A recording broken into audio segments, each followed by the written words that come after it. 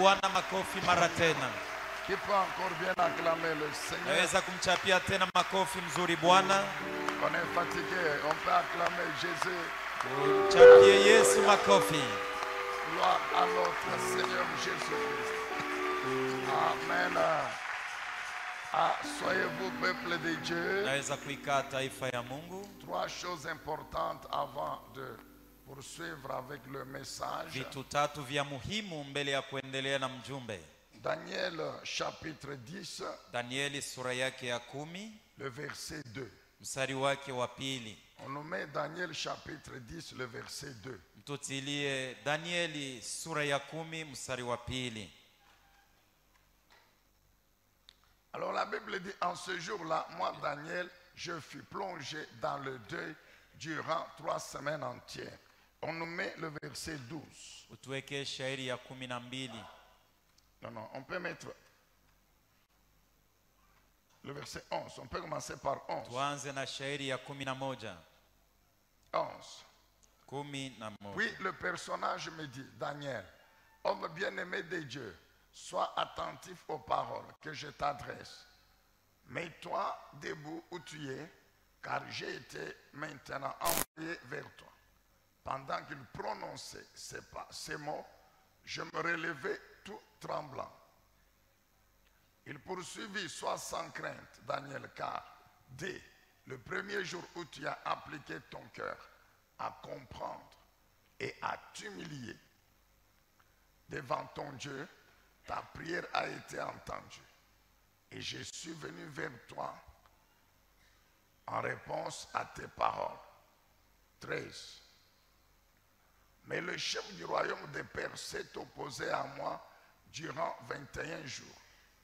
Alors, Michel, l'un des principaux chefs, est venu à mon aide et je suis resté là auprès du roi de Perse. 14. Je suis venu donc pour te faire comprendre ce qui arrivera à ton peuple dans l'avenir, car c'est encore une vision qui concerne ce temps-là. Amen.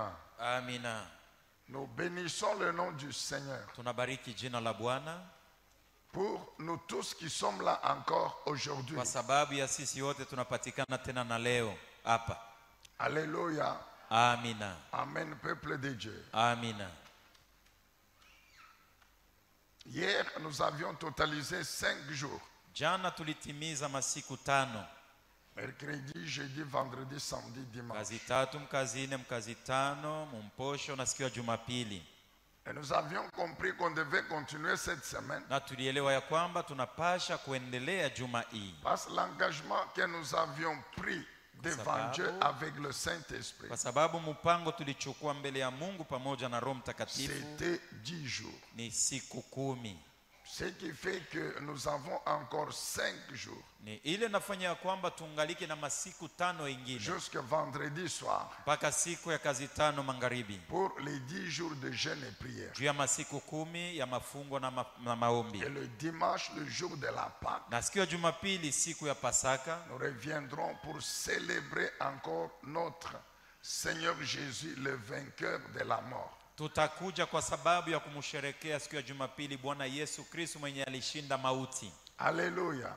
Amina. C'est pourquoi nous bénissons le Seigneur pour nous tous qui sommes là. Na ni vile tunambariki Bwana kwa sababu ya sisi sote tunapatikana hapa. Le Saint-Esprit nous a tenu à nous rappeler ce passage. Roho Mtakatifu alipendelea tukumbushe maandiko hii pour nous encourager juu ya kutupatia changamoto à comprendre certaines vérités spirituelles. Elewe maukweli mbalimbali ya kiroho. Et à ne pas dire na tusiseme que puisque j'ai fait 3 jours, 4 jours, kwa sababu nilishatimiza masiku 3 ama 4, surtout après le culte merveilleux, glorieux d'hier, zaidi kisha ile ibada ya mastajabu na ya utukufu ya croire jana, que tout est terminé, alors je peux arrêter le jeûne et la prière et Na puis commencer unazania à kwamba- attendre. Ce serait une grave erreur. na unazania ya kwamba yote yamekwisha, naweza kumalizia hapa na kuendelesha maisha yangu mnamna yangu, itakuwa kosa En tant que kubwa. votre responsable, je bénis vraiment le nom du Kama Seigneur. kiongozi wenu nabariki kabisa jina la Bwana, Parce que la nuit, je disais, Seigneur, kwa sababu usiku nilikuwa namwambia Bwana, continue à opérer endelea na kutenda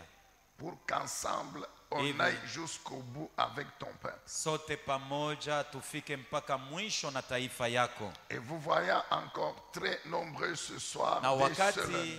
na mihona tena magharibi ya leo wengi zaidi, na Je mbariki suis dans Bwana la joie na furahi, et c'est une preuve supplémentaire que Dieu écoute mes prières pour vous. na ni kionesho tena zaidi ya kwamba Mungu anasikiaka maombi ile mimi namiombeyaka mweye. Daniel chapitre 9, chapitre 10 doit Danieli être 9:10 pris ensemble avec le chapitre 9. napasha kuitia pamoja na sura yake ya 9. Si vous commencez par 9, Ukianzia na sura ya 9 vous allez comprendre. utaelewa. 9 dit ceci.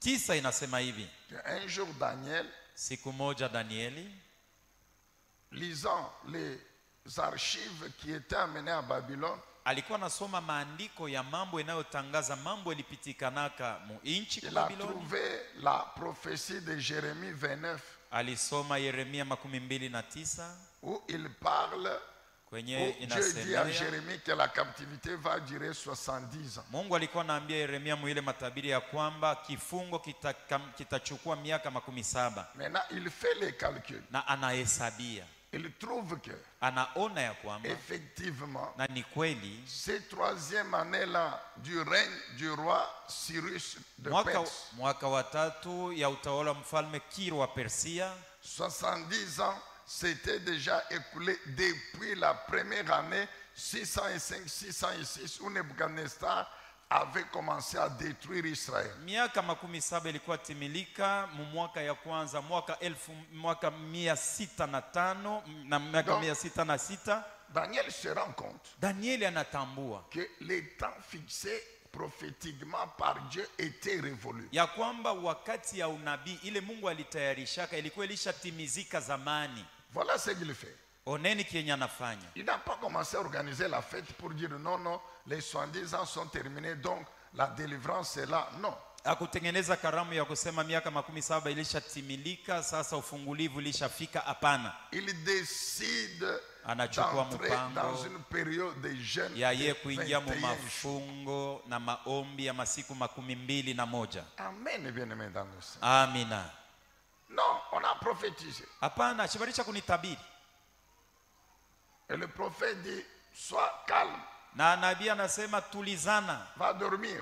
wende lwako kalale bushingishi. Attends, tu verras la prophétie va s'accomplir. Mu bushingishi mule ongojea, njoo utaona matabiri itatimilika. Abikalake vile. Daniel était un grand prophète. Daniel alikuwa nabii kubwa, Mais il comprend lakini anaelewa que même si le temps fixé pour l'accomplissement de la prophétie est arrivé, hata kama wakati ile Mungu alitengeneza il y juu ya a matimiliki wa un matabirisha travail kwenye spirituel à kuko faire. kazi ya kiroho ya Il y kufanya, a une action spirituelle à kuko entreprendre. kazi ya kiroho ya kuanzisha. Et qu'est-ce que la Bible nous révèle? Na Biblia inatufunulia Quand nini? il a commencé à prier, Wakati alianza kuomba, dès le premier jour, kuanzia siku ya kwanza, Dieu avait envoyé l'ange Gabriel. Mungu alimtumia malaika Il Gabrieli, lui avait donné la vision des 70 semaines. alimpatia onyo ya majuma 70. L'ange était parti. Malaika akaenda, Mais l'ange ne lui dit pas à ce moment-là lakini malaika pale pale ya kumwambia que même la délivrance d'Israël est accordée, vous allez sortir. ya kwamba hata ufungulivu ya Israeli lishatimilika, muondokeni muende. Daniel a continué à prier. Danieli aliendelea na maombi. Maintenant, le dernier jour, Sasa siku ya mwisho, amen et bien-aimé, amina, le 21e jour, siku yake ya 21, le même ange, maintenant, il revient. mpaka ule malaika Gabrieli anakuja tena. Amen et bien-aimé. Amina. Quand tu prends un programme de prière avec Dieu, Ukichukue mpango ya maombi pamoja na va Mungu, jusqu'au bout. uende mpaka na siku ya mwisho. Même si tu pries, Hata kama unaomba, même si on proclame comment sur toi, hata kama banakuambia mambo gani, n'arrête jamais. ushitoke mu maombi. Amen, bien-aimé dans le Seigneur. Amina. N'arrête pas. Ushitoke mu Tu maombi. commettrais une grave erreur. Utafanya kosa kubwa. Daniel a continué à prier. Danieli aliendelea na maombi. Le dernier jour, Siku ya mwisho. c'est alors que le même ange vient lui dire Njo pale ule malaika moja moja nakuja juu ya kumwambia. que dès le premier jour, Ya kuambia tangu siku ya kwanza j'avais déjà la réponse nilikuwa na jibu yako concernant ta requête. ya kuelekea hitaji yako. Daniel ne priait pas pour qu'on lui donne une nouvelle prophétie. Danieli hakuwa naomba njuba mpatie matabiri mupya, Il hapana. priait pour que Dieu intervienne, accomplisse la prophétie de la Alikuwa délivrance. naomba njuu Mungu atende na atimize ile matabiri. Amen, peuple de Dieu. Amina. L'ange lui dit que Malaika anamwambia hivi, qu'est-ce qui s'est passé? nini Le ilipitikana? prince du royaume de Perse. Mutawala wa Persia. On peut l'interpréter comme on veut. Unaweza kumuita vile wewe unataka. Mais ça veut dire seulement l'action d'opposition du Ni diable kusema tendo ya upinzani ya qui shetani se passe dans le monde spirituel, inapitikanaka mu ulimwengu wa kiroho, qui tente aussi d'empêcher que la prophétie s'accomplisse, iko nafanya juu chini juu matabiri isitimilike, qui tente d'empêcher que la réponse de Dieu arrive. iko nafanya juu chini jibu ya Mungu isikufikie. C'est écrit dans la Bible. mon frère. Imeandikiwa Et mbiblia. c'est l'ange qui dit à Na ni Daniel malaika iko naambia Danieli, que oh, j'ai eu une résistance. nilishindana Donc il y kabisa. a une puissance de Satan Ni kusema kuko uwezo ya ibilisi qui a été plus forte que l'ange. ilikuwa ya nguvu kushindia malaika. C'est l'ange qui lui dit. Ni malaika njo iko Il dit, namwadisia, le prince m'a arrêté. anasema mutawala Donc, je ne alinizuiza, pouvais plus arriver là où tu étais pour t'amener la réponse. haikuwezekane nifike kwenye huko njuu nikupatie jibu. Il a fallu Ilibidi que le dernier jour, 21e jour, siku ya mwisho, siku ya 21 le ciel envoie maintenant le secours. C'est l'ange qui dit. mbingu itume msaada. Ni ule malaika iko namwambia, Quand Michael, c'est le chef de l'armée céleste. na ule Mikaeli njo mkubwa wa malaika wa mvita wa Donc quand le kumbingu. ciel a constaté Wakati mbingu ilitambua que l'ange ya kwamba n'avait malaika pas encore accompli la mission auprès de Daniel, Gabrieli yakuwa mwenye le kutimiza kazi ciel kwa a Danieli, compris qu'il y a eu résistance. mbingu iliona ya kwamba kunakuwa kushindana, Et il a envoyé maintenant na alituma basi l'archange Michael plus fort et plus puissant que ule l'ennemi. malaika wa juu wa nguvu na wa uwezo kushindia Est-ce que Gabrieli. vous comprenez bien, aimé dans le Seigneur? Unaelewa mpendwa ndani ya Bwana? Quand Wakati le gani? dernier jour, Siku ya mwisho. c'est pourquoi Ndio kwa nous sababu continuons à prier pour toi, naendelea na pour que kukuombea cette semaine, hivi juma le hii Saint-Esprit Roho te Mtakatifu renouvelle l'onction, akupatie te upako renouvelle tena, la force, akupatie tena nguvu non ingine, seulement sio spirituellement, tu ya kiroho, que ton esprit et ton âme na roho na soient nafsi yako encore plus puissants et plus forts. vipewe uwezo ya Toi-même, nguvu na quand nguvu. tu te mets à Na we prier, mwenyewe kama tu unaanza sens que les choses ont changé. ujisikie ya kwamba vitu vinageuka, Même physiquement, hata mkimwili la fatigue partie, mchoko hainako l'effort tena de la faim partie. na njaa hainako na kuregea tena. Amen, bien-aimé dans le Seigneur. Amina.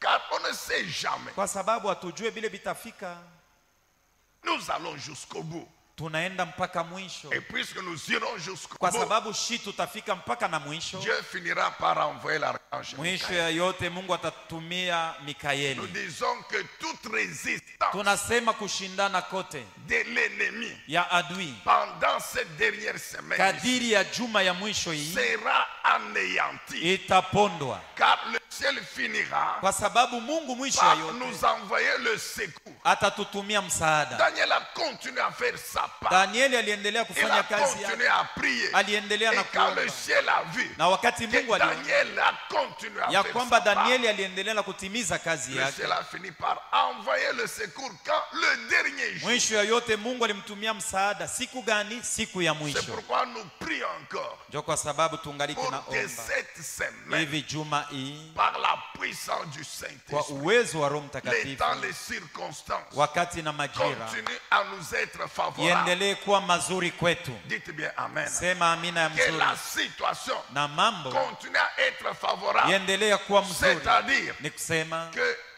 qu'il n'y ait aucun événement kusiwe jambo hata moja aucun événement kusiwe jambo hata à moja tous les niveaux muvipimo vyote qui soit un obstacle iwe kizuizo à notre période de jeûne et prière. wakati yetu ya mafungo na maombi. J'ai dit qu'il n'y ait aucun événement Nasema kusiwe jambo à hata tous moja les niveaux, que muvipimo ce soit vyote, famille, iwe que ce soit jama, travail, iwe que mkazi, ce soit iwe les sijue pays nini, ou quoi, nchi mais au nini, aucun kini événement jambo hata qui moja vienne compromettre. iwe kuharibisha.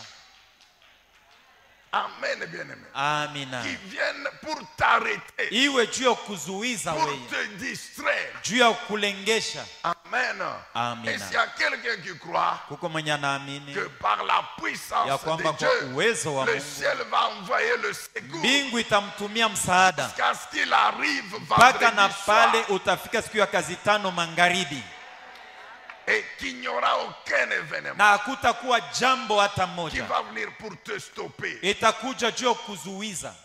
Dieu enverra l'archange Michael Mungu atatuma Mikaeli, malaika wa pour juu, briser toute intervention de l'ennemi, juu ya kuvunja kutenda kote kwa adui, pour détruire toute résistance. kuvunja kushindana kwake Car kote, nous devons arriver le kwa vendredi. sababu sisi tunapasha kufika siku ya kazi Et tano magharibi, après la semaine na ici, kisha juma mais hii nous allons continuer à marcher sur le chemin de l'héritage tutaendelea na safari munjia ya urithi jusqu'à la fin de l'année. mpaka na mwisho ya mwaka. Et sur ce tronçon ici, Na ndani ya hii nous safari continuons mubarabara, parce que, écoutez, peuple de Dieu, sikieni, tutaendelea. Sikia ce taifa que Dieu hili. va nous donner cette semaine, Yenye Mungu atatupatia juma ce hii n'est qu'une petite portion de l'héritage. ni sehemu ndogo tu ya On urithi, nous a parlé de la vision, non? bali tuambia juu ya ono, Et la vision ne s'arrête pas à la fin de la semaine. na ono haitamalizikia mwisho ya Elle ne juma hii, s'arrête pas non plus à la fin 2024. haitamalizikia hata vile kumwaka Donc, tant que 2024. la vision continue, Wakati onyo kama iko naendelea, donc je dois continuer à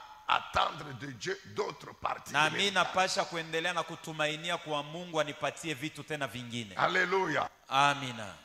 Et le ciel interviendra toujours. Na mbingu itaendelea na kutenda kila C'est siku. pourquoi Ndio kwa nous sababu déclarons avec David, tunatangaza na Danieli, non seulement cette semaine n'allons pas mourir, sio tu ina Daudi, haina tu hii non juma tu seulement njoo cette année tutakufa, nous n'allons pas haina mourir, paka hii mwaka njoo tutafariki, mais même les années qui vont venir, na miaka ya kumbele tant ijayo, que la vision de Dieu n'est pas encore accomplie totalement. kama ono ya Bwana haiyatimizika yote mzima. Psaume 118, verset 16. Zaburi 118 mstari wa 16. Nous sommes en train d'exciter ta foi avant d'écouter la parole. Tuko nasisimua imani yako mbele ya kusikia neno. C'est déjà même la parole. Njoo neno yenye hii. Ce verset ici, c'est la parole de Dieu, non? Hii shairi na yoshi ni neno la Mungu, sivyo? Psaume chapitre 116. Zaburi 118 Non, non, non. 18 118. 118 Verset 16. mstari wake wa 16. L'Éternel Bwana lève la main pour intervenir. anainua mkono wake juu ya yeye kutenda. Ok. Oui, l'Éternel agit avec puissance. 17. Ndio Bwana anatenda na uwezo hapa, Puisque l'Éternel lève la main pour intervenir en ma faveur. kwa sababu Bwana anainua mkono yake juu ya kunitendea, juu ya buzuri Bwana. Puisque l'Éternel continue à agir avec puissance dans ma vie. Kwa sababu Bwana anaendelea na kutenda na uwezo ndani ya maisha yangu. Alors qu'est-ce qui va arriver? Nini itatukia? Verset 17. Shairi ya 17. Alors je ne mourrai pas. Mimi sitakufa, hapana. Je resterai en vie. Nitabakia Et je mzima. raconterai ce que l'Éternel fait. Na nitatangaza vile Mungu yako nanitendea. Et s'il y a quelqu'un qui croit encore, Huko pourquoi? mtu anaamini kwa sababu gani? Il ne va pas mourir. Hatafariki, Il va continuer à vivre. ataendelea na kuishi. Tu peux encore déclarer, je ne mourrai pas. Tangaza tena, sitafariki. Hier, on nous a fait encore déclarer cela. Jana balitufanya tutangaze tena ile. Et nous comprenons encore davantage Na pourquoi tunaelewa nous tena n'allons pas mourir. zaidi juu ya nini hatutafariki. Tant que la vision de Dieu pour moi, Kama pour ma wakati vie, pour ma onyo ya famille, Mungu juu même yangu, pour juu ya jamaa l'église yangu na ici. juu ya kanisa hii. Écoute mon frère et ma soeur. Sikia ndugu yangu na dada Toi et yangu, moi, nous sommes membres de cette we église na mimi tuko wana memba wa kanisa qui hii, est l'église de Dieu. inakuwa kanisa Et ya Dieu a une vision pour cette église. na Mungu ana onyo juu ya kanisa. Maintenant, toi et moi, Sasa we na nous mimi sommes les partenaires de Dieu dans cette vision. tuko wafanyakazi pamoja na Mungu ndani ya onyo Toi, hii. tu fais ta part, moi, je fais ma part. part. Uko nafanya kazi yako na mimi niko nafanya Donc il y yangu. a des choses que Dieu a prévues. Nikusema kuko bienye Mungu Que alishatayarisha. moi, en tant que pasteur, je dois faire dans la vision ici. Bile mi kama mtafsiri, bile mimi napasha kutimiza Des huko. choses que Dieu a prévues pour toi aussi, membre de l'église. Na bile bintu Mungu alikutayarishia wewe mwanamemba wa kanisa. Tu as ta part à faire. Uko na kazi yako ya J'ai ma kutimiza. part à faire. Niko na kazi yangu ya Dans kutimiza cette vision. ndani ya onyo hii. Tant que Kwa kama tu tout ce que Dieu a prévu que tu dois faire n'est pas encore fait. vile vyote Mungu Termine. alitayarisha vya wewe kutimiza Tant que tout ce abiyatimilika. que Dieu a prévu que je dois faire, je ne l'ai pas encore fait. Kama vile vyote Mungu alitayarisha juu ya mimi kutimiza, shia Dieu bitimiza. ne permettra jamais à l'ennemi de te tuer, de me tuer. Kamwe Mungu hataruhusu adui akuue na aniue mie. Mais c'est ce que David dit. Jo bile Daudi yeko natangaza. Cet homme, nous savons. Huyu baba tunajua. David avait beaucoup d'ennemis, non? Daudi alikuwaka na baadui bengi. Qui en voulaient à sa vie. Balikuwa natafuta namna ya kumuua. Qui ne souhaitaient que sa mort. Balikuwa natafuta paka bamuone afariki. Amen, bien-aimé dans le Seigneur. Amina. Mais David croyait Lakini Daudi aliamini que Dieu m'a établi roi. ya kwamba Mungu alinichagua Mais niwe il a mfalme. aussi une vision, non seulement pour le royaume d'Israël, mais pour ma vie. Pour Eko moi. na onyo sio tu juu ya ufalme ya Israeli, vile vile juu ya maisha yangu. Et que tant que cette vision n'est pas encore arrivée au bout, Na kama ile onyo bado haiyatimizika yote mzima, quel que soit ce que mes ennemis vont faire, ingawa vile vyote baadui bangu quelle que batatenda, soit la puissance qu'ils vont déployer, ingawa uwezo wenye batatumia, l'Éternel interviendra toujours en ma wa faveur. milele kila siku atendea na kunitendea juu ya buzuri Je mwangu. dis que l'Éternel interviendra toujours en ma faveur. Nasema wa milele Mungu atendelea na kunitendea kila siku juu ya buzuri bwangu. Je fais parler ma foi. Ninasemesha imani yangu. Si tu crois, fais aussi parler ta Na foi. we kama unaamini, semesha imani yako. Joins-toi à David Na ungana na et Daudi. déclare aussi. Natangaza na wewe. Je crois que tu allais le faire. Nilizania kwamba J'ai dit, utatangaza. joins-toi à David. Nasema ungana, sema kama Daudi. David dit ceci. Daudi anasema hivi, Je ne mourrai pas. hapana Je sitafariki, vivrai. nitaishi Et je raconterai ce que l'Éternel fait. na nitatangaza vile bintu Mungu eko nanitendea. C'est-à-dire, l'Éternel va continuer à accomplir sa vision dans Nikisema ma vie. Mungu Et je ataendelea le na- verrai et je le raconterai. Je Mungu le ataendelea na vivrai. kutimiza onyo yake mu maisha yangu, nitaiona na nitaendelea na kuitangaza. Pourquoi je crois que je ne vais pas mourir? Kwa sababu gani naamini ya kwamba Parce que sitafariki? l'Éternel interviendra toujours à ma Kwa faveur. sababu kila siku Mungu ataendelea na kunitendea Et juu ya il buzuri bwangu, combattra toujours à ma faveur. na ataendelea kila siku kunikombania juu ya Tant bizuri que byangu. je n'ai pas encore réalisé tout ce que Dieu a prévu dans la Kama vision bado de siyatimiza vile l'Église, vyote dans la alitimiza vision ndani ya de maisha l'Église yangu, ici. ndani ya onyo ya kanisa, Je ne vais pas mourir. sitafariki. C'est pourquoi nous continuons à croire. Jo, kwa sababu tuko naendelea na kuamini. Na leo Un jour, je vous ai dit ceci. siku ingine nilikuambiaka hivi, Tout ce que nous avons déjà réalisé vile vyote tulishatimiza mpaka leo n'a pas encore atteint 10%. abiyafikia hata pusenti 10. Vous ne croyez pas pourquoi vous dites. Amwamini mweye, Mais je vous le répète encore aujourd'hui. lakini nakuambia na leo On a déjà réalisé quelque chose. tulisha kutimiza ako bintu biko naonekana, Mais ce n'est pas encore 10%. lakini bado haiyakuwa pusenti 10. Pourquoi? Parce que le Seigneur n'a cessé de révéler qu'il y a encore beaucoup plus grand que ça. Kwa sababu Bwana alishafueko na funua ya kwamba kuko bya kushindia hivi Que tuko toi na et moi, nous allons réaliser. vile we na mimi tutatimiza. Alors tu dois croire avec moi ce soir Nikisema unapasha kuamini pamoja na mimi que magharibi nous ne mourrons pas. ya kwamba hatutakufa leo, Même pour ta vie. hata juu ya maisha yako Tu peux même déclarer. unaweza Tu kutangaza dis, avant autant d'années, je ne mourrai pas. Déclare. mbele ya miaka fulani kutimilika maisha yangu mishi takufa. J'ai cru, c'est pourquoi j'ai parlé. Ninaamini, njo kwa sababu mimi David a nabisema. cru, Daudi aliamini, c'est pourquoi il a parlé. njo kwa sababu aliongea. Amen. Amina. Demain, nous reviendrons sur Matthieu 16. Kesho tutarudililia Mathayo 16. En tant que membre du royaume, Mimi mwanamemba wa ufalme, les déclarations en tant que membre du royaume de Dieu. matangazo, Amen, nisemo peuple kama de Dieu. mwanamemba wa ufalme. Alléluia. Amina. Que Dieu soit loué, que Dieu Mungu soit béni. apewe sifa na abarikiwe. Jean chapitre 8. Yohane 8. Jean 8, Yohane 8 32 32 et 33. na 33. Jean 8, 32 et 33. Yohane 8:32 hadi 33. C'est le Seigneur Jésus qui parle. Ni Bwana Yesu eko Il naongea. dit, vous connaîtrez la vérité. Anasema mtajua ukweli Et la vérité fera de vous des hommes libres. na ukweli itamifanya kuwa watu wenye kuwa huru. Non, lui répondirent-ils, nous sommes la postérité d'Abraham. Na huyu Bwana akamjibu, sisi tuko wa kizazi ya Nous Abrahamu. n'avons jamais été esclaves de personne. Si hatuikalege batumwa ya mtu. Comment peux-tu dire vous serez des hommes libres? Je, unaweza kutuambia tutakuwa watu weko huru? 34. 34. Vraiment, je vous l'assure, Hakika na leur mihakikisho. répondit Jésus. Yesu akawajibu, Tout homme qui commet le péché est esclave du péché. muntu yeyote anatenda zambi ni mtumwa wa zambi. Alléluia. Amina. Jésus dit quoi? Yesu anasema nini? Vous connaîtrez la vérité Mtajua ukweli et la vérité vous affranchit. na ukweli itamiweka huru.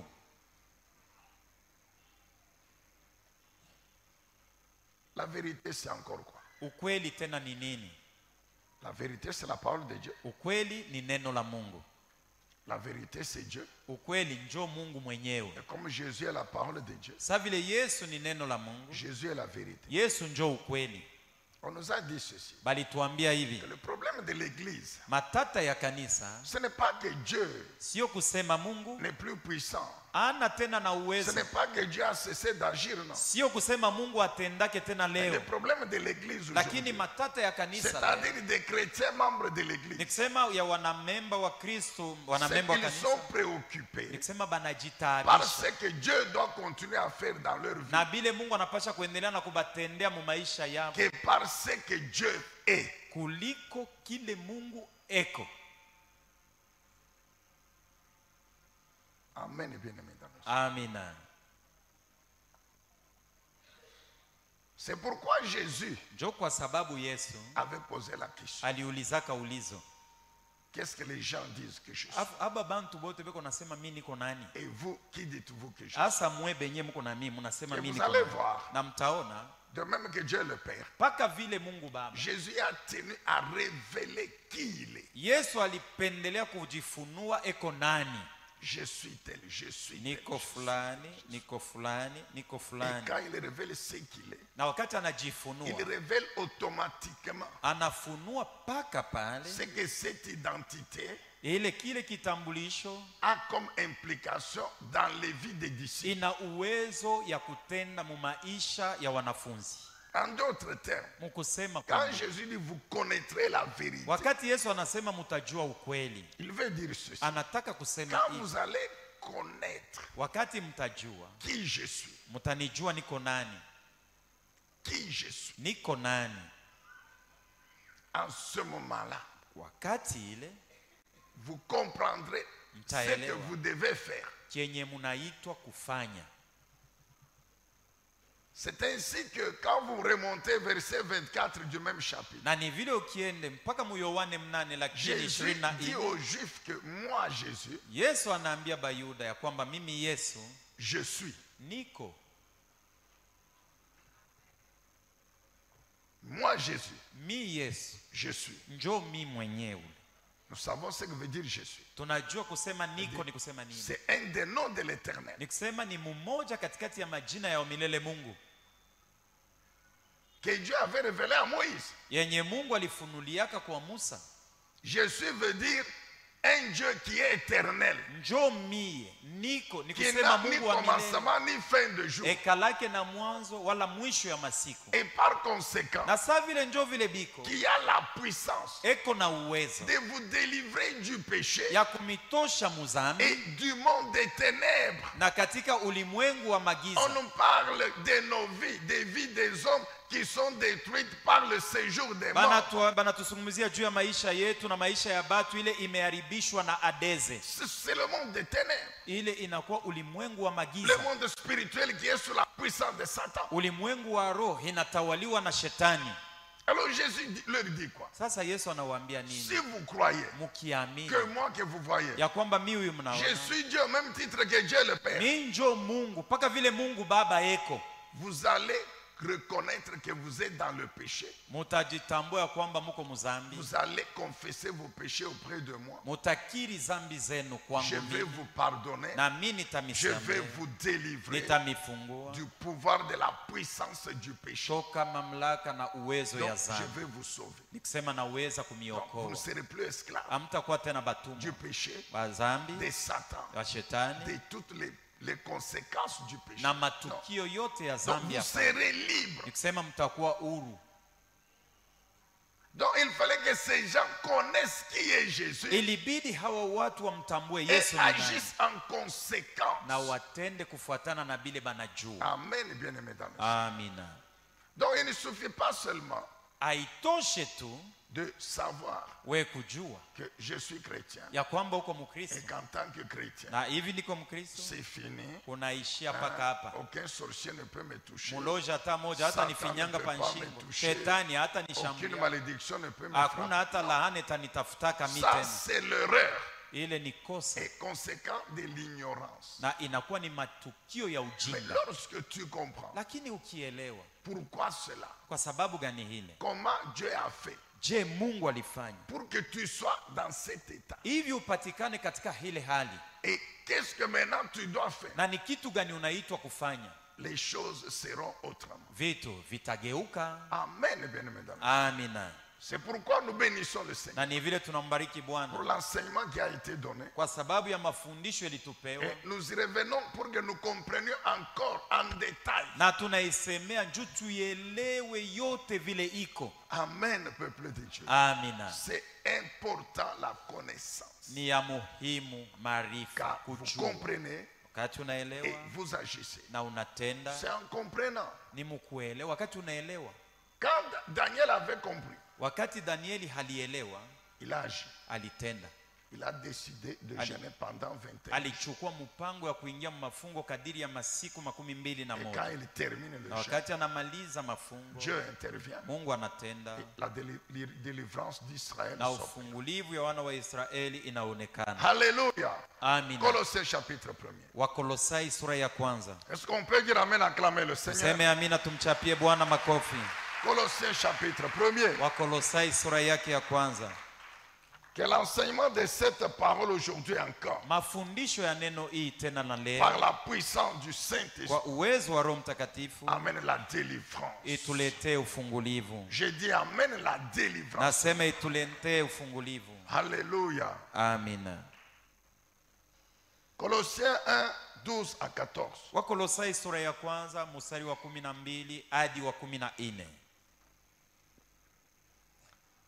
Vous exprimerez votre reconnaissance au Père Non. qui vous a rendu capable d'avoir part à l'héritage qu'il réserve dans la lumière aux membres de son peuple saint. Car il nous a arrachés, il nous a délivrés au pouvoir des ténèbres et nous a fait passer dans le royaume de son Fils bien-aimé, qui est le royaume de Dieu. Amen. Amina.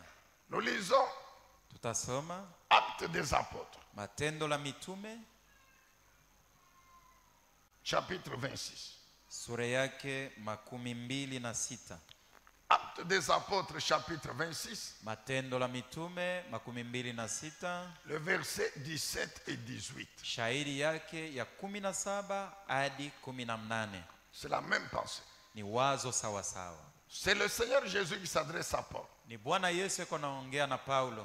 Je t'ai choisi du milieu du peuple juif et des non-juifs vers lesquels je t'envoie. Tu devras leur ouvrir les yeux et les faire passer des ténèbres à la lumière et du pouvoir de Satan à Dieu, ou de la puissance de Satan à Dieu, pour qu'en croyant à moi, ils reçoivent le pardon de leurs péchés et une part d'héritage avec les membres du peuple saint. Amen. Laissez le verset. Amina. Donc, Basi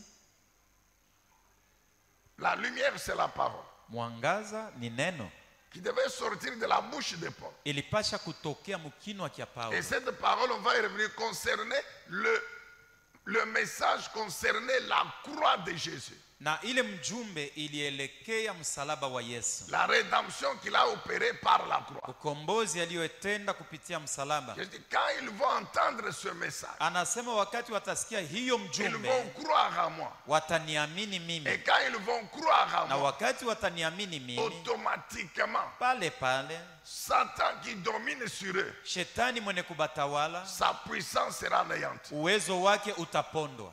Avant de croire, Mbele ya boko amini ils sont dans le monde banapatikana mudunia où Satan règne sur eux. mwenye shetani eko na batawala. Quand ils croient à moi, Wakati wananiamini automatiquement, ils Pale, passent pale. du monde à mon royaume. wanahamishwa toka dunia na kuingia Et katika quand ufalme ils wangu. arrivent dans mon Na royaume, wakati wanaingia ndani ya ufalme wangu, comme c'est la lumière, vile ni la mwangaza. lumière c'est l'image de la puissance de Dieu. Mwangaza inamaanisha uwezo wa Mungu. Satan ne peut plus régner sur eux. Shetani kamwe Il ne hawezi peut tena plus kuendelea na les dominer. kuwatawala, hawezi tena Parce kuendelea na que kuwatawala, dans le royaume de Dieu, kwa sababu ndani ya ufalme c'est la wa Mungu puissance de moi, Dieu ni Jésus. uwezo wangu ya Mungu Et mimi quand Yesu. ils arrivent dans mon Na royaume, wakati wanaingia ndani ya ufalme wangu, il y a l'héritage qu'ils vont posséder. Amen. kuna urithi mwenye bataingia ndani Tous ya. les saints membres du royaume Watakatifu wote wana memba wa ufalme. ont un héritage que Dieu a préparé pour eux. Kila mtu ana urithi yenye Mungu alimtayarishia. Nous avons parlé encore de ça. C'était la semaine passée, le mercredi. Non? Tulisemeaka hii maneno tena juma jana, ilikuwa siku ya kazi tatu. Amen, bien-aimé dans le Seigneur. Amina. On nous met Matthieu chapitre 16, Tutilie Mathayo 16, 17 et 19 à 19. 17 hadi 19. Matthieu 16, 17 à 19. Mathayo 16, 17 hadi 19. Jésus lui dit alors, tu es heureux Simon, fils de Jonas, car ce n'est pas de toi-même que tu as trouvé cela. C'est mon Père céleste qui te l'a révélé. Et moi je te déclare, tu es Pierre, et sur cette pierre je bâtirai mon église, contre laquelle la mort elle-même ne pourra rien faire. La mort ou le séjour des morts. Lufu atadeze. Ainsi, je te donnerai les clés du royaume des cieux. Tout ce que tu interdiras sur la terre sera interdit aux yeux de Dieu. Amen et bien. Amina. Et tout ce que tu autoriseras sur la terre sera autorisé aux yeux de Dieu.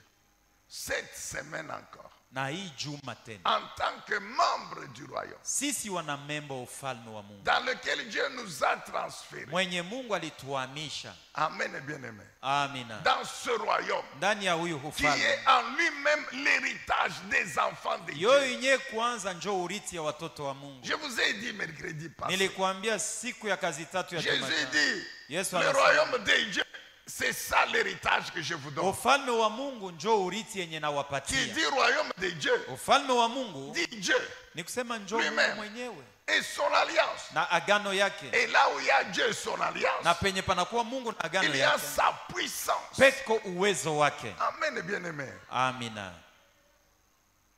Et c'est cette puissance Na ni uwezo du royaume ya que ufalme Jésus promet à Pierre. ile Yesu anaidia Petro.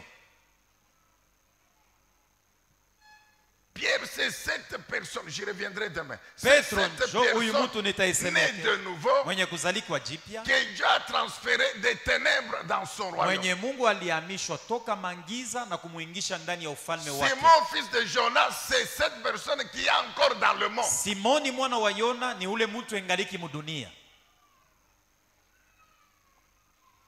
Alléluia. Amina. Est-ce qu'on peut acclamer encore la parole de notre Tuchape makofi mara tena juu ya neno la Mungu.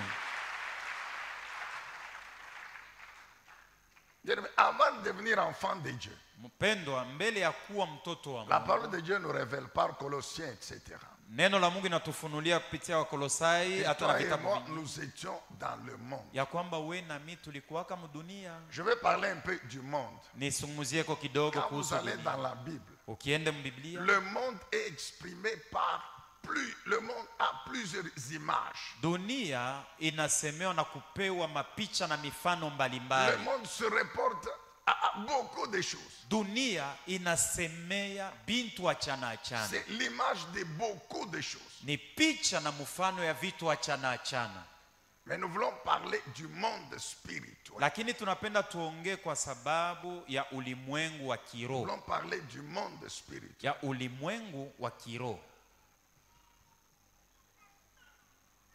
En opposition au monde visible, ya kupingana na dunia ya kuonekana na macho, dont cette terre sur laquelle nous vivons. na hii dunia yenye penye tuko naishi La kama terre sur inchi. laquelle nous vivons, Inchi, dunia penye tuko naishi c'est le monde physique. ni dunia ya kuonekana na macho. Ça fait partie du monde, mais sa partie physique. Ni ulimwengu lakini muhali yake ya vitu vya kuonekana.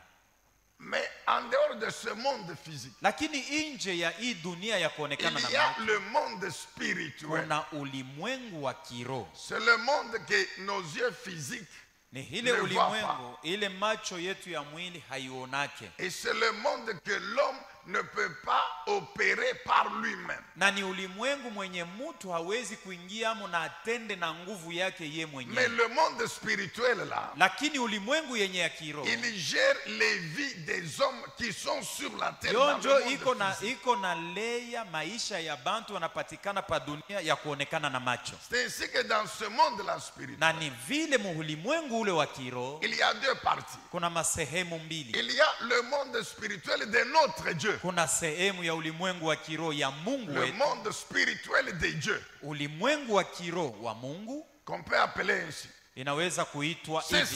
ça le royaume de Dieu. Njo yenye ufalme wa Mungu. Amen, bien aimés, mesdames et messieurs. Amen. Le monde spirituel de Dieu, Ulimwengu wa kiroho ya c'est ça Mungu le royaume de Dieu. njo ufalme wa Mungu, Et dans ce royaume, na ndani ya ule ufalme il est spirituel.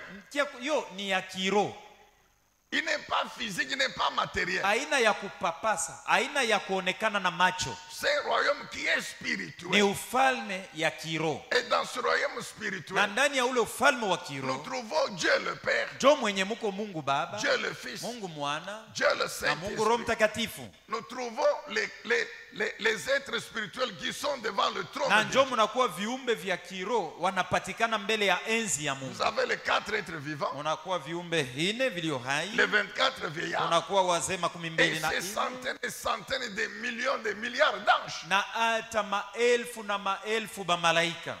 Sont les êtres spirituels du royaume de Ni Dieu. viumbe vya kiroho vya ufalme ya Mungu. Amen et bien aimé. Amina. Qui vivent dans ce monde spirituel auquel nous n'avons pas accès Beko directement. naishi katika par nous-mêmes. ulimwengu wa kiroho ili hatuwezi kuona na macho yetu ya mwili. Toujours dans ce royaume de Dieu, Paka ndani ya ufalme wa il y Mungu a maintenant tous les saints et justes muko batakatifu bote na benye haki, et ceux qui sont déjà morts, na benye balisha fariki zamani.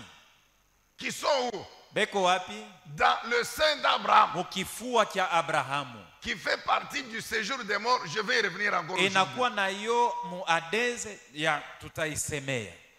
Toujours dans le royaume de Dieu, Mpaka ndani ya ufalme wa il Mungu y a maintenant l'église de Jésus-Christ, muko tena na kanisa ya Mungu ya qui est Yesu Kristo. composée de véritables chrétiens, Ndani yake munakuwa ni bakristu bakweli, mais qui vivent encore sur la terre. lakini bo bengaliki naishi pa dunia na leo. Cette église de Jésus Iyo kanisa ya Yesu n'a rien à voir avec les communautés, haina mambo ya njina fulani, n'a rien à zehebu voir avec fulani. j'ai une nouvelle essai de David. Oh, Haina, viens et vois. haina Oh, mambo ya moissonneur. njia Oh, kuya ceci, uone cela. Donc, situpe ya toutes Daudi, les huku njo mkono ya dénominations, Mungu. vous avez beaucoup de... Vous comprenez quand vous vous promenez dans la vie. Kama unatembea tembea mbele humu mulubumbashi tu utakutanisha Toutes les manjina, communautés, mazehebu yote toutes les associations, na hata mankundi, toutes les églises catholiques, protestantes, kanisa ya évangélistes, tout ça. Kikatolo bale balipingana na bale bengine aba njo bakiro Ce na aba sont bengine les organisations des hommes. ni bantu njo bajitengeneza C'est banapanga pourquoi manjina. vous n'allez pas trouver dans la Bible Njo vile hautakuta mbiblia le nom d'une de ces communautés. Là, il y en a pas. jina ta moya ya La vile Bible bantu parle de balipanga. l'église de Jésus-Christ. Kanisa inasemea tu juu ya kanisa ya Yesu. Biblia inasemea. Dites bien amen. Dites bien. Sema amina ya mzuri. Vous savez, à un certain moment, Unajua mwakati donc, les gens voulaient. Donc, quelqu'un, il fait comprendre. mtu mwingine anatafuta wewe uelewe mpaka vile yeye anako nasema. Si tu n'es pas membre de cette religion-là, tu n'arriveras pas au Kama ciel. hauna wa mudini yetu na Mungu mwenyewe hautamuonaka. quelle que soit la communauté, ingawa quelle zehebu, que soit la religion, ingawa dini. Jésus a dit ceci. Yesu alisema C'est hivi, celui qui croit en moi, ni Jésus, yule ananiamini mi Yesu, qui arrivera au ciel où il y a Dieu le Père. njo atafika kumbingu kwenye kunakuwa Mungu Baba. C'est ce que Jésus a dit. Njo bile Yesu Jean alisema. 14, verset 6. Yohane 14:6. Amen. Amina. Amen, bien-aimé. Amina. C'est pourquoi sois heureux, mon Njo frère. kwa Toi, sababu uwe toi, wa heri toi, ndugu na le dada. véritable chrétien. We mukristo wa kweli. Je dis bien, toi le véritable chrétien. Nasema we mukristo wa kweli. Et non pas toi, membre seulement de la NCD. Hapana tu Toi, wewe le unakuyaka tu véritable kuingia chrétien, humu tu véritable bule. chrétien. Lakini we mukristo wa kweli.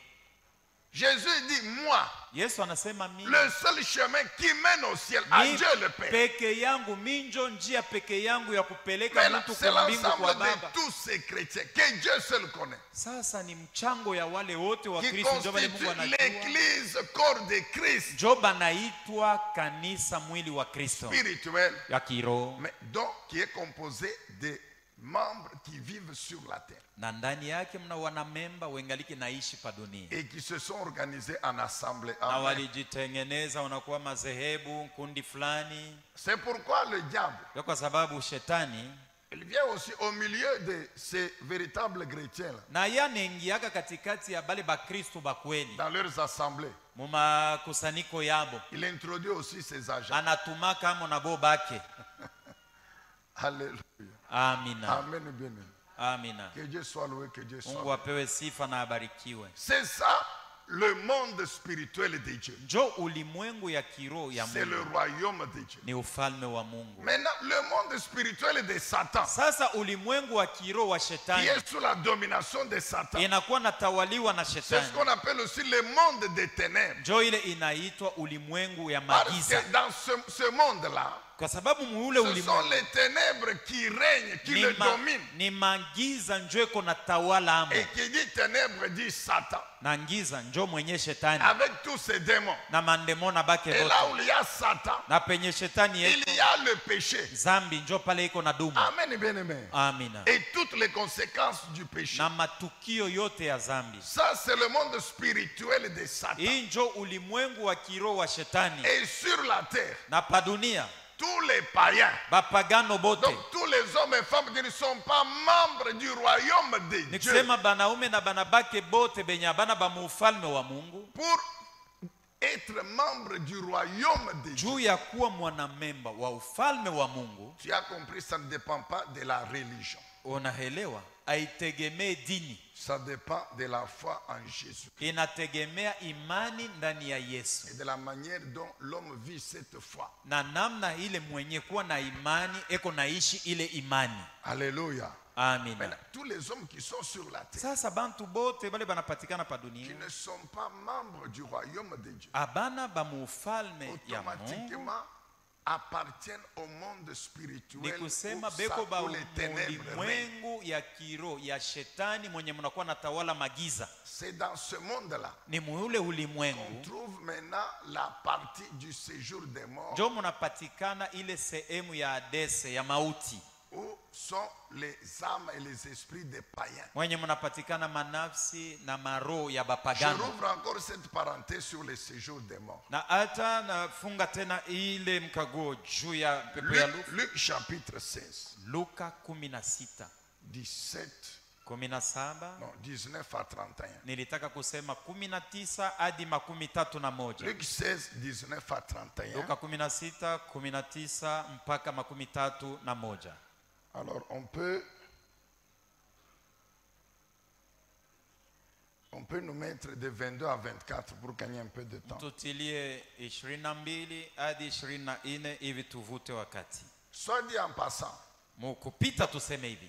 je peux vous donner quelques références qui prouvent que le Nikupatie monde maandiko mbalimbali ya Biblia des inaonyesha ténèbres est sous la domination de Satan. ulimwengu wa giza iko natawaliwa na shetani. Ceux qui l'ont noté, Jean chapitre Mwebene 14, kuandika Yohane 14, Jean 14, 30, 13, Jean 14, 30, Yohane 14, 13, Jean 16, 11, Yohane 16, 11, Jean 16, 11, Yohane 16, 11, Jean Yohane Non, 1 Jean 5, 19. Nilitaka kusema Yohane wa kwanza 5:19. 1 Jean 5, 19. Yohane wa kwanza 5:19. Ces passages-là révèlent que Hiyo maandiko yote yanafunua ya kwamba le monde ulimwengu spirituel des ténèbres wa est kiroho sous wa la giza domination de Satan. iko chini ya utawala ya shetani. Et je vous ai dit que c'est là que vous trouvez les Nilikwambia ndio mlo hommes et les utakutanisha femmes, wanaume na leurs wanawake, familles, leurs majamaa clans, yabo, leurs tribus, makabila yabo, qui n'ont pas makundi encore yabo cru ya en kabila, Jésus-Christ. abaya muamini bado Yesu Kristo. Ils appartiennent d'office à ce monde-là. Bote banakuwa ni Parce mwile qu'ils sont ulimwengu sous la domination de kwa Satan, sababu des ténèbres. banatawaliwa C'est na le giza péché, na shetani toutes ni ses zambi na conséquences. matukio yao C'est yote Satan, ni les shetani, démons, les sorciers mandemona, qui baloji, dominent, njo qui beko na règnent sur batawala, beko na batawala bo. Amen, bien-aimé dans le Seigneur. Amina. Alors, 22 à 24, Luc 16.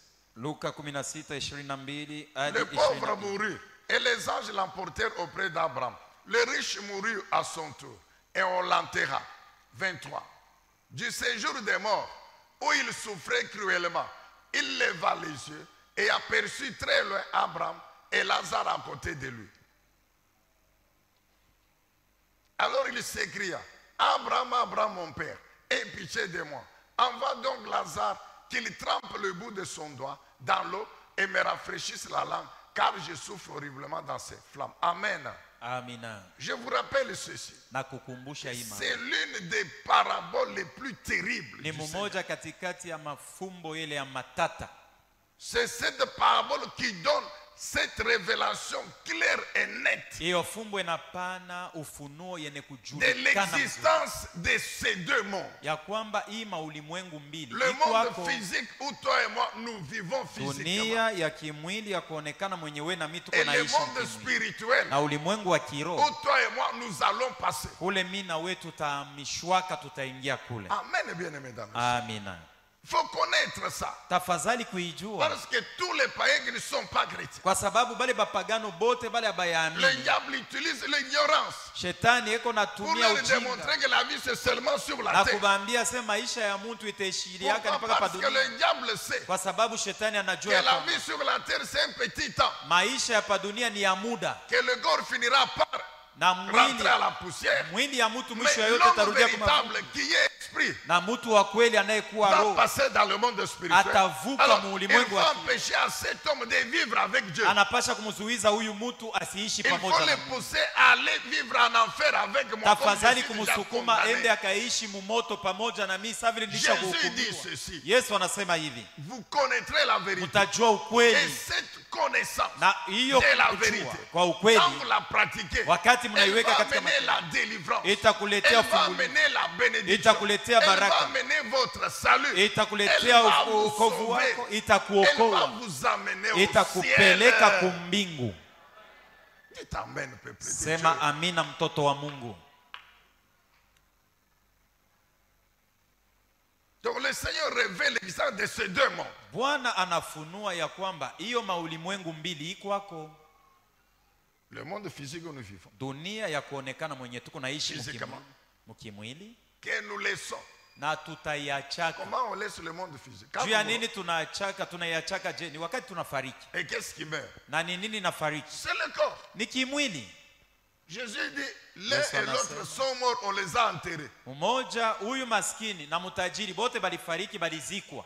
Et il continue. Na anaendelea. Maintenant, du séjour des morts où ils sont partis. Na tokea Adeze kwenye wote wawili walienda. Mais qui part dans le séjour des Ni morts? nani anaenda muadeze? C'est l'esprit et l'âme Ni roho na nafsi ya qui mtu. étaient dans le corps de Lazare, Ilikuwa ndani ya mwili ya Lazaro, qui quittent, inaondoka ndani ya mwili. qui vont dans le séjour des morts. Vyote viwili vinaenda katika Adeze. L'esprit et l'âme du riche Roho na nafsi ya Kitu- huyu mtajiri vont dans le même séjour des na morts. yo inaondoka na yo inaenda mpaka muadeze. Deux, Cha pili, le séjour des morts, Adeze c'est l'entrée, la porte d'entrée de l'homme jo dans mlango le ya monde kiingilio ya spirituel. mtu ya kumuingiza muulimwengu wa kiroho. Amen. Amina. En d'autres termes, Mkusema kwingi, la mort physique de l'homme kufa kwa mwili kwa mtu lui permet d'aller de ce monde physique au monde spirituel. inamruhusu aondoke, haamishwe dunia ya kuonekana aingie mu ulimwengu wa Donc kiroho. le séjour des morts Sema adeze fait partie du monde spirituel. na yo inakuwa ndani ya ulimwengu wa kiroho. Et la mort Na kufa permet à l'homme d'y entrer. inamruhusu mtu aingiemo. Maintenant, suivez encore attentivement. Sasa fateni tena kwa utaratibu. Lazare, je vous ai dit, ça représente le véritable chrétien. Na hata Lazaro anamaanisha Mkristo wa kweli. Quand il meurt, Wakati yeye anakufa, alléluia, amina, comme sur la terre, sa vile pa dunia ils étaient déjà membres du royaume de Dieu. bo bale balikuwa bakristo bakweli ba dunia, balikuwa bana memba ba ufalme wa Mungu. Dis amen, Sema chrétien. amina we Mkristo. Donc c'est pourquoi il te dit que déjà sur la terre, vivant en tant qu'enfant de Dieu, Jo kwa tu sababu- es une personne déjà bénie. Jo kwa bénie. sababu anakuambia sema we ungaliki pa dunia, we mtoto wa kweli wa Mungu, ulishakubarikiwa Parce que zamani. ton avenir dans le monde spirituel est assuré. Kwa sababu masiku zako za usoni katika kifua kia Abrahamu ilishahakikishwa. C'est assuré, mon frère. Ilishahakikishwa ndugu yangu. Comme déjà sur la terre, Saa vile we kuanzia pa nous dunia sommes membres du royaume de Dieu. tuko bana memba ba ufalme wa Mungu, Quand nous mourons, siku tutafariki nous entrons dans le monde spirituel tunaingia mu ulimwengu wa kiroho par le séjour des morts. kupitia adeze. Mais non plus nous passons sous la puissance de Satan. Shiye muadeze hatutaenda kutawaliwa na De shetani. même que sur la terre, Paka vile na en hapa tant pa que dunia hapa membre du tungali royaume de Dieu, shiba na memba ba ufalme. Satan ne peut pas me toucher. Shetani hawezi kusubutu kunigusa. Avec son séjour des morts, ils ne peuvent pas nous toucher. Na adeze yake ye hawezi De même kutugusa. quand nous mourons, Na shiku tutafariki ils ne peuvent plus nous toucher. habawezi kutugusa. C'est pourquoi Jésus dit, les anges accueillent Lazare Jo vile Yesu anasema ba malaika banamupokelea et Lazaro ils l'amènent au repos. na banamusindikiza mu Toujours dans les mapumziko séjours des morts, mpaka muadeze là où les âmes des justes saints se reposent. mule manafsi na maroho ya watakatifu inapumuzika. Lisez le témoignage de pasteur Lisung Kimbula. Soma ile ushuhuda ya Pastor Lisungi Mbula. Il dit que quand il était encore en alliance avec Anasema Satan, wakati alikuwa anamtumikia shetani, le travail que Satan leur avait donné était celui-ci. shetani yenye kazi aliwapatiaka ni hii: Vous allez dans les cimetières munaingia muendeni pour makaburi accueillir tous ceux qu'on vient enterrer. juu ya kupokelea bafu bale bote beko naleta juu ya kuzikwa. Alors il dit ceci. Sasa anasema hivi, Il y avait deux situations. kulikuwa mambo mbili iko napitikana. Il y a des cercueils Kunakuwa masanduku ingine qui sont accompagnés par le propriétaire. yo iko Oh, mon nasindikizwa frère, na il faut lire mwenyewe. les témoignages. Tu comprendras qui réellement en tant comme tu es. Soma ushuhuda utajielewa we uko nani kama Elle binadamu. dit, vous voyez bien les gens avec les cercueils. Anasema utaona bantu weko nakuwa na sanduku Sont dans le véhicule. au mugari, Mais au-dessus du cercueil, lakini juu ya ile sanduku le propriétaire du corps là, il est assis. mwenye mwili ya ule alisha kufariki alisha kuikala hapo, Il accompagne le cercueil. eko nasindikiza ile sanduku. L'esprit sort du corps. Roho inaondoka ndani ya mwili Elle dit, il accompagne. na anasema iko nasindikiza. Satan s'arrange Shetani anajitahidi de ramener à ton corps. ya kurudisha ndani ya mwili, Et quand ils arrivent, na wakati banafika, pendant que les autres, ses frères et sœurs enterrent son corps, wakati banduku yake na badada yake banazika mwili, nous nous occupons de son esprit. si tunashughulikia roho yake, Nous nous occupons de son esprit. si tunashughulikia roho yake. C'est pourquoi le cimetière représente une des portes du séjour des morts. Jo kwa sababu Cimetière. makaburi inamaanisha mmoja katikati ya Et milango on ya opère kuingia là. mwadeze, Et on les prend. na sasa vile iko pale Et puis- tunamchukua, Tout ce qu'il y a comme souffrance, ça commence là-bas. na mateso ya ye kuteseka nayo inaanzia pale, Certains cercueils arrivent. na kuko masanduku ingine yo nayo kamba naingia nayo mukaburi, Il n'y a personne qui les accompagne. hautakutanisha yulu yake hata kumpembeni kintu. Il a posé la question Aliuliza à uliza ses maîtres. kwa bakubwa yake, Les cercueils là qui viennent sans les propriétaires, Sasa, sans ile- l'esprit. afu hii masanduku ingine yo iko naingia haina na roho yulu yayo,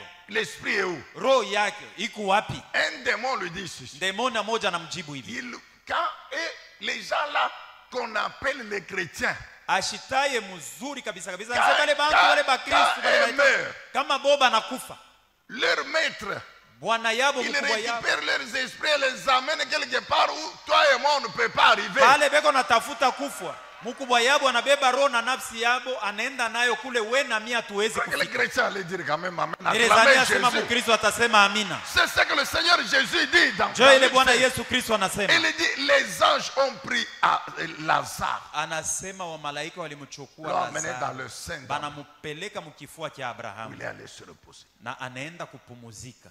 Et le riche, Lakini je vous mtajiri ai dit, ye ça représente les païens qui na refusent de kuambia croire. anamaanisha bapagano benye habaya Lui, son esprit et son âme, ye roho na nafsi yake toujours dans le séjour des morts. ingaliki paka mwadeze La partie qui est sous la domination de sehemu yenye Satan. kutawaliwa na shetani. Alors notez bien, Sasa jua mzee, c'est là que se trouvent njo kwenye kunapatikana nos ancêtres. babu zetu. On nous a longuement parlé du séjour des morts. Bali tuambia sana juu ya adeze, C'est cette partie-là du séjour des morts. ni sehemu ile ya adeze Et là que sont les esprits et les âmes de nos ancêtres. njo mwenye munapatikana maro na manafsi Et ya de bababu tous zetu. les païens qui n'ont pas cru en Jésus-Christ. Na bapagano bote balikufa mbupagano abakumwamini Yesu Kristo. Suivez bien. Fateni mzuri, Ces gens sont morts. bali bantu walisha fariki. Je crois qu'on va arrêter par là pour prier. Ces gens sont morts. Nazania tutamalizia hapa juu ya shi kuomba. Hapa bantu walisha kufariki, Et nous savons que les morts n'ont aucun pouvoir, aucune puissance sur na les vivants. tunajua kwamba mufu hana na uwezo hata moja, hana na yeki ya kufanya Non. akinako. Mais on nous a démontré Lakini walituonesha waziwazi que ces gens-là ya kwamba bale batu ont une influence les vies de nous qui vivons encore sur la terre. ya kwamba Comment? beko na tendo juu ya shi aba bengine tungaliki bazima tuko naishi pa dunia. Comment? Ce Ce sont des esprits ni maro qui sont morts, balisha kufariki qui zamani, n'ont aucune influence sur les vivants. abana No. na tendo hata moja juu ya bale beko bazima Mais, hata mais comment ils influencent? asa beko na tenda na Suivez kuongoza. attentivement. Fateni kwa utaratibu Cette partie-là du séjour des morts, ile sehemu ya adeze. je vous ai dit depuis le début que c'est Satan qui domine là-bas. Nilikuambia tangu mwanzo ya kwamba ni shetani njo iko na tawala mule, Satan avec les démons shetani na mandemona et avec tous les hommes et femmes Na qui banaume sont en bote na alliance avec eux, qui vivent encore sur la terre. benye kumutumikia shetani bengariki natumika bengariki naishi pa dunia. Ce sont tous les sorciers indigènes, les sorciers en gravate. Njo baloji bote banaume na banamuke bale bakisenji bale hawezi kujua wabuchafu na ule anavualaka mangua ya safi na ya mzuri. Bon, écoute, Jiki les sorciers en gravate, muloji ule wewe hawezi kuzania ce sont alishaloke kuvuala tous ces intellectuels, les étudiants, Njo bale les bote balecha professeurs, les kujifunza, savants, les balimu, directeurs, les bafundi, cadres des badirekta, sociétés, bakubwa ba que vous makampuni. retrouvez dans tous les groupes mystiques que vous utamukutanisha connaissez. mumankunji yote ya buchawi ile unajua, Ils ne croient pas en Jésus. lakini abamwamini Yesu Ils font partie na bo banakuwa katikati du royaume de Satan. beko naishi muufalme wa shetani. Maintenant, c'est Satan et son royaume, son Sasa système. ni shetani na matengenezo na namna ya kutumika C'est yake. eux qui règnent sur le séjour des morts. Bonjo beko na tawala muadeze ya ile ngambo yabo. Je Ces gens-là qui sont là, nos ancêtres, bale bantu wanapatikana mule ndani babu za avant de mourir, mbele ya bo kufa ils ont parlé. balisemaka misemo, Ils ont parlé. balisemaka misemo, C'est ça les malédictions. njo malahana. Ils ont conclu des alliances. Balipatanaka na shetani, Vous comprenez? unaelewa? Des alliances avec Satan. Balipatanaka na shetani. Souvent, c'était je non pour protéger ma famille. Wakati ngine Le ilikuwa papa, nasema il va, nichungie anaingia- jamaa anaenda yangu. kufanya dawa. Pour Ils protéger, sont anaenda entrés kufanya là-bas, dawa. ils ont cherché des Alliance. gris-gris pour leur famille, la protection. Alléluia. Amina. De leur vivant. Wakati walikuwa bengali kibajima. Et quand vous concluez l'alliance, Na kama unafunga il y a agano, toujours un sacrifice qu'on te demande. kuko paka zabiu ule batakuomba yawe kutoa. Et ils ont parlé. Na njoo vile Et le balisemaka sacrifice misemo. là, c'est le sang. Na zabiu ni damu imwangikaka. Donc ça concerne tous ceux qui vont naître de leur Ni famille. kusema itakamata bale bote batazalikwa kutokea damu yake ye. Comme la vie c'est par le sang. Sa vile maisha inatokeaka kudamu. Ce qui fait que les vies Ni kusema de maisha ya ceux qui bale vivent bote encore, bengariki bajima. qui sont nés de ces personnes-là, qui se retrouvent morts Banakuwa batoto bankambulula ya bale balisha pendant kufa. qu'ils étaient vivants. Wakati bo balikuwaka bengariki bazima. Satan a enregistré leurs Shetani paroles. alikamata misemo ile yote bo bale bankambo balisemaka.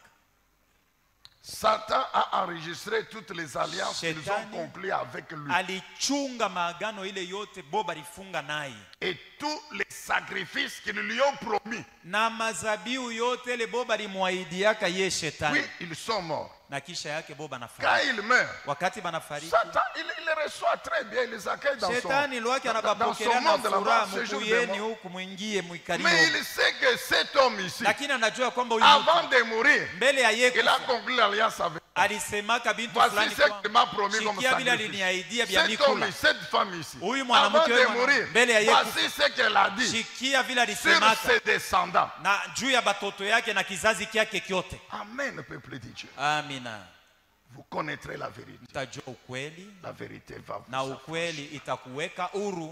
C'est ainsi que Satan, les démons et les sorciers, Na ni vile shetani mandemona na batushi ils passent famille par famille, mon frère. banaingiaka mukila jamaa, ndugu yangu, Et ils savent banajua que mzuri dans cette famille ici, ya kwamba muhii jamaa umutuku il y a telle malédiction, kuko laana. Nkambo yabo alisemaka hivi, il y a telle alliance. kuko agano ile nkambo yabo walifungaka na mkubwa yetu, L'ancêtre est déjà mort. lakini nkambo Et alishakufuaka là où il est, il ne sait plus, il ne se rappelle plus de rien. na kule yeko mwadeze ajuake asema alisemaka bintu, Parce qu'il ne sait même pas, là où il est, il ne se rappelle même pas qu'il a vécu sur la terre. kwa sababu kwenye heko ajua asema lipitiaka pa dunia. Amen, bien-aimé. Amen. Mais Satan sait. Lakini ye shetani anavijua Avant de vyote. mourir, il a dit ça. Huyu bwana Avant huyu de dada mourir, pa il m'a yeko promis ça. alisemaka hivi, C'est aliniaidiaka ainsi que kifo. maintenant Satan, les démons et les sorciers vile exécutent shetani, mandemona na toutes barozi. les malédictions là. Ils les exécutent et les conséquences de ces alliances, ils les exécutent dans les Ndio vies vile banabeba de tous misemo ceux qui beko sont. naiweka katika matendo, laana na Parce que la vingine vyote personne hapo avant de banaanza mourir, la personne engage sa descendance. kwa sababu huyu bwana au huyu mama paye kufa aliingishaka mu kizazi kyake kyote, Et Satan cherche tous ceux qui portent son sang. na shetani atatafutisha ule wote kona damu ya ule baba au mama. Ah, amen, peuple de Dieu. Amina, Alléluia. amina. Vous avez compris jusque-là comment ça fonctionne? Mnaelewa namna gani biko natumika?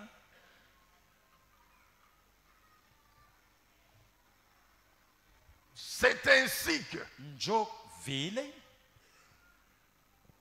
tous les païens, bapagano bote, qu'ils le veuillent ou non, bapende basipende, leurs vies seront toujours détruites maisha par yabo Satan et son itakuwaka iko système. naharibishwa kila siku na shetani na matengenezo yake yote. Et quand ils meurent, Na siku batafariki, comprenez un peu, unaelewa, pendant qu'ils sont sur la terre, wakati bengaliki pa dunia, les vies sont détruites par Satan et les démons qui maisha exécutent les imekuharibishwa na malédictions. shetani na mandemona, banatumia malahana, Qui exécutent les malédictions. beko natumikisha laana. Alléluia. Amina. Quand ils meurent, Wakati banafariki, leur esprit et leur âme maro na manafsi yamo passent à une autre série na yo inaingia mkipindi kingine de souffrances. ya mateso. Est-ce que vous comprenez? Naelewa. C'est pourquoi toi, chrétien véritable, Jo kwa sababu we mukristo wa kweli, le fait seulement que tu es chrétien, vile tu uko mukristo, même si tu manques quoi que ce soit sur la terre, hata kama unapungukiwa motoka, unapungukiwa mais au chakula, moins tu unapungukiwa dois makubwa, t'estimer heureux. lakini Mon frère. ujione kila siku ya kwamba we njo wa eri. C'est pourquoi nous te disons que tu es déjà béni. Jo pale tunakuambia wewe ulisha kubarikiwaka zamani. Le fait que Dieu t'a transféré dans son royaume, il t'a déjà béni. Vile Mungu alisha kukuhamisha na kuingisha mufalme wake, alisha na C'est kukubariki. pourquoi, quand tu pries pour détruire les malédictions, Ndio kwa sababu cette wakati unaomba prière kuvunja porte mala- les effets. Pourquoi? Ni juu ya Parce kuvunja que matukio juu. comme Dieu t'a transféré dans son royaume, Sasa vile Mungu alisha kukuhamisha na kuingisha mufalme yake, où Satan ne peut pas arriver. mule shetani hawezi kuingia amo. Demain, je vais t'expliquer comment, Kesho takufasiria je effectivement, tu es entré dans le royaume. ni kweli ulisha kuingia ndani ya ufalme wa Et Mungu. pourquoi Satan ne peut pas te Na toucher. kwa sababu gani we shetani hawezi kukugusa? Pourquoi les paroles de Jo. tes ancêtres, Je misemo ya bankambo yako Satan ne peut pas les exécuter. shetani hawezi kuitumikisha maisha yako we. Amen. Amina. Maintenant, je réponds à une question et puis nous prions. Sasa nitajibia kuulizo moja kisha tutaomba. Une question nous a été posée. Ulizo ilitupewa. Mais comment, Je basi quand vous vous retrouvez dans un milieu wakati unajikuta fazi fulani où il y a des sorciers, des féticheurs, etc., kwenye kunapatikana wapaka madawa, où walozi il y a wa des alliances qui ont été conclues par les propriétaires, kule kunakuwa maagano mwenye kintu yake mwenye fashi yake alifunga. des gens qui n'ont rien à voir avec vos ancêtres, Bantu bale abana taba mujamaa yake ye. c'est-à-dire dont vous ne portez pas le même sang. Ni kusema mukuzalikwe nabo mujamaa yabo bo. Mais comment leur malédiction ou bien leur alliance peuvent affecter les vies des Alafu hommes je agano yabo na laana yabo qui ne, inaweza sont kumikamata? pas, qui ne sont pas en relation par le sang. Amuna taba nduku badamu moya. Le diable, dans sa ruse, dans sa puissance, Shetani katika hila na uwezo wake il a réussi à établir des connexions. alifikia mkuchomeka bantu, Des connexions entre kuchomeka katikati les alliances démoniaques sataniques conclues maagano ya par des kindemona na tierces kishetani personnes ile alifunga na fulani avec na les alliances Maagano. des familles ya majamaa des gens qu'il veut détruire. ya bantu bale yeye kunatafuta kuharibu. Je vous donne un exemple. Takupatia mfano moja. Je vous ai donné, je crois, la semaine passée, je ne sais pas quand, Nazania kama juma jana Témoignage. au sio wakati kani ushuhuda niliwapatiaka qui nous concerne. inatuelekea. J'étais samedi. Hein. Beaucoup de gens n'étaient pas là. Bantu bamingi abakukuwake umu. Nous avons vécu au Bel Air là, dans un quartier, Wakati moja tuliishi kule kubeler mkoba moja fazi moja hivi. pendant près de 10 ans. Karibu ya miaka 10. Pendant près de 10 ans. Karibu miaka 10. Et c'est vers la 9e année que nous avons cru au Seigneur. Ni wakati tulitimiza miaka 9 njo kumwisho ya miaka 9 njo tulimwamini Bwana. Et puis après, nous avons quitté. Na kisha yake tulihama. Et pendant qu'on était là, Na wakati tulikuwa napangia mwile lupango, des gens qui mouraient. watu walikuwa na kufa mule. Et quand on a quitté, Na wakati tulihama, maintenant, une année après, 2 ans, vous apprenez que non, tel est mort. mwaka moja ya pili unasikia fulani alisha kufariki. Vous totalisez. Unahesabia Vous benye trouvez kufariki. presque tous ceux qui ont vécu avec nous pendant les 10 années, presque tous sont morts. Parfois, Karibu bale l'homme et la bote femme, tous. tulikuwa napangia mwile kilupango nabo barisha kufariki karibu bote. Il y a 2 ans. Kuko miaka 2. 2 ans. En 2022, hein, Miaka 2 mu mwaka 2022. Dieu me donne une vision. Mungu ananipatia oni.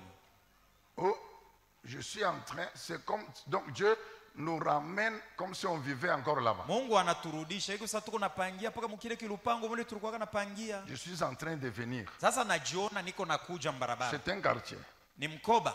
des maisons comme ça, Manyumba kuku il y a ya une huko entrée là-bas. kwingine lakini mlango wa kuingilia mule ni moja.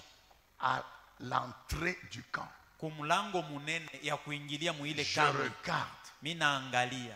une grande tombe, Naona kikaburi kinene kya kuzika mo bantu ba mingi. 5 mètres sur 3 ou 4 mètres. Metero 5 mburefu, mbufupi, metero 4 vile.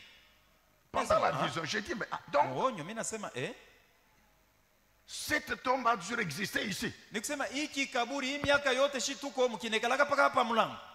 Et nous, on ne savait pas. Na shi tuko lakini hatuyasema pa kuingilia pako kaburi. Je répète encore, pendant le rêve, cette tombe a toujours existé ici. Et nous, on ne Nasema savait tena pas. mara nyingine ni mundoto. Niko najiuliza. Hii kaburi nikusema hii miaka yote shi tuko naishi humu. Yo nekalaka paka hapa. Je me réveille. Nalamuka kubushingisha. Je commence à prier. Naanza kuomba. explique-moi, Seigneur. Mungu niambie hii mambo ya hii kaburi Le kujenga. Seigneur me dit clairement ceci. Bwana ananionyesha waziwazi hivi. Cet endroit-là, Kule kuile le fasi mlikuwa propriétaire, mwenye ile fwashi qui était un Belge, alikuwaka mtu wa Ubeljiji. qui est déjà mort, Alisha kufariki mais zamani. il avait conclu une alliance avec Satan. Mungu kijenga alifungaka Et il agano na avait dit- shetani. Alimwambiaka shetani. Il avait demandé l'argent à Satan. Et, la Alimuombaka puissance. shetani fedha juu ya yeye kufanya naye mambo yake. Et il avait offert à Satan comme sacrifice les vies de tous ceux qui vivront là-bas. Na zabiu sadaka ile alimtoleaka shetani ni bale bantu wote bataanza kulipia muile manyumba yake ye. Amen, Église. Amina. C'est pourquoi Njo kwa sababu tel fulani est mort. ye ule alikufuaka fulani na ye njo vile alishakufwa. Mais on commence à passer en revue avec maman Monique. Sasa na mama Monique tunaanza kujiuliza ni bia kweli ule? Effectivement. Ule alikufuaka hivi kisha kufuata ule mwingine ule na yeye wa kumpembeni yetu tayari Plus kufuata de 10 personnes. zaidi ya watu 10 Même 15, s'il vous plaît. hata 15 na kusi Ah bon? njo vile. Amen, Église. Amina. Maintenant, vous allez me poser la question. Sasa utajiuliza ulizo. Lui, c'était un Belge. Yeye alikuwaka mzaliwa wa Ubeljiji. Mais il n'y avait pas de relation de sang avec tous Asa les Noirs hapa là-bas. zaidi ya 15 boni bakongomani ni beushi balianza kufa mambo yake je. Comme il avait offert les vies des gens. Sasa vile alikuwa alisha kumtolea shetani maisha ya bantu wale Qu'est-ce que walipaswa maintenant kufanya. Satan fait? Shetani anafanya nini? Satan, Shetani chaque fois qu'il veut tuer quelqu'un, kama anatafuta kupepeta muntu il va aller dans sa famille biologique. ataenda mujama ya ule muntu mule alizalikuwa Il yeye. va chercher une malédiction là-bas. Atatafuta laana na bo yabo ya muile jamaa. Il va connecter cette malédiction-là à l'autre. Anabeba laana yabo anachomeka na bile ule wa Kubeljiji alisemaka. Est-ce que vous comprenez? Munaelewa? Parmi les gens là qui étaient morts, Katikati ya bale balifariki il y a un autre qui était mort à 45 ans. kuko mwingine alifariki na umri ya miaka 45. En cherchant, on trouve que dans sa famille, Na mkutafutisha tulipata ya kwamba mjamaa yake aucun homme ne dépasse 45 ans. hakuna hata muntu ule anaweza kupitisha umri ya miaka ya kuzalika 45. Comme il s'est retrouvé là, Sasa vile na yeye anipatikana où il y muile a une lupango alliance qui réclame sa vie, son sang. mule mulikuwa agano ile iko na mutafuta yeye paka ya Satan va kufa. aller dans les vies de toutes les personnes qui ont vécu là Shetani alikuwa anaingia pour manyumba na chercher maisha ya maintenant bantu bote une balikuwa na alliance là-bas qui les réclame. juu ya kutafuta maisha ya kila muntu. Ni agano gani ile balisemaka ya kumutafuta ye? Est-ce que vous comprenez bien, mesdames? Mnaelewa mpendo ndani ya Bwana? Alors, Hey. on dit que c'est pas possible. Na njo tunasema haiwezekani. Donc Dieu nous a fait grâce. Ni kusema shiba benye waba Mungu alitujalia yako neema. Et pourquoi Dieu m'avait donné le rêve? Na kwa sababu gani Mungu alinipatia ile ndoto? L'Esprit me dit, c'est pour que vous compreniez. Roho akaniambia ni njoo mpate Bien que kuelewa. vous avez détruit l'influence des alliances Wakati qui ont mulivunja été kutenda kwa conclues par maagano, parents, ile bazazi yenu balifungaka ayant vécu dans ce quartier-là, na vile muliishi ndani ya ile mkoba, cette alliance-là vous réclame. ile agano nayo iko na mitafuta na mweye.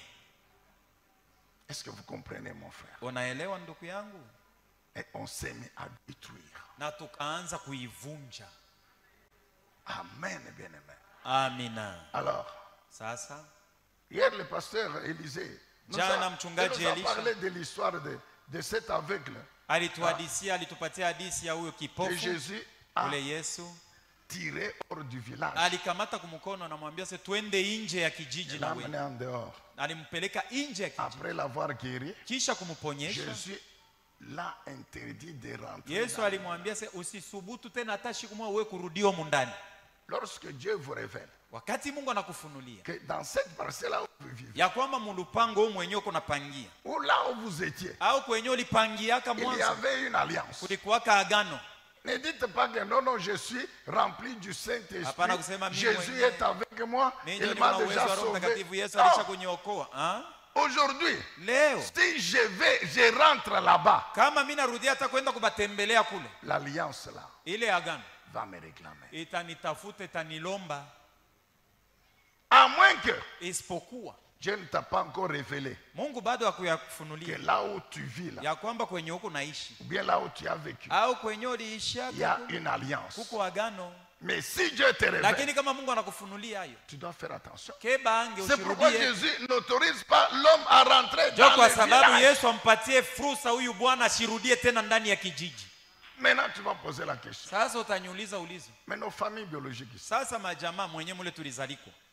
à supposer que le papa, Sasa kwa mfano kama baba mzazi. il est encore vivant, mais dans son alliance, il refuse de croire en Jésus. Engariki mzima lakini kiagano yake yeye anakatala kumwamini Yesu. Maintenant, toi, tu as déjà crié au Seigneur, ulishakuona ngo, ulishakutoka. Sasa wewe ulicha kumwamini Yesu, tu as déjà quitté la famille, tu es chez toi.